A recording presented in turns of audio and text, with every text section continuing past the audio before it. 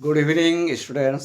আজি তোমালোকৰ কাৰণে মোৰ চেনেললৈ আন এটি ভিডিঅ' লৈ আহিছোঁ আৰু আজিৰ ভিডিঅ'টো হ'ল চিম্পুল চেণ্টেন্স নহয়। আমি চেণ্টেন্স তিনি প্ৰকাৰৰ পাইছোঁ।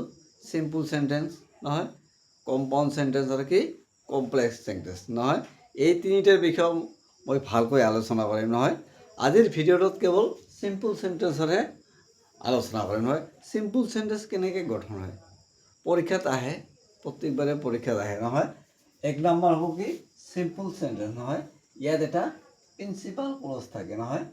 প্ৰিন্সিপাল ক্লজ, এই প্ৰিন্সিপাল ক্লজটো কি হ'ব, ইণ্ডিপেণ্ডেণ্ট মানে স্বাধীন নহয়।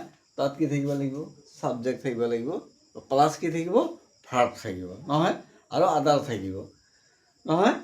এইটো মই উদাহৰণ দিছোঁ, আই ৱেণ্ট টু মাৰ্কেট য়েষ্টাৰডে। এতিয়া এটা বাক্য হৈছে পূৰা নহয়, ই কাৰো সহায় ল'ব লগা নাই হয় নহয়। আৰু এইটোৱে হ'ল কি চিম্পুল চেণ্টেন্স নহয়। পূৰা কি হ'ব লাগিব, একটা প্ৰিন্সিপাল ক্লজ থাকিব আৰু লগত কি থাকিব লাগিব, প্ৰিন্সিপাল ক্লজটো ইণ্ডিপেণ্ডেঞ্চ নহয়। ইণ্ডিপেণ্ডেঞ্চ মানে বাক্যটা কি হ'ব, স্বাধীন হ'ব নহয়। গতিকে মৰমৰ ছাত্ৰ ছাত্ৰীসকল, যদি ভিডিঅ'টো ভাল লাগিছে লাইক শ্বেয়াৰ আৰু কমেণ্ট কৰিবা নহয়, আৰু লগতে মোৰ চেনেলটো ছাবস্ক্ৰাইব কৰি লোৱা। ধন্যবাদ।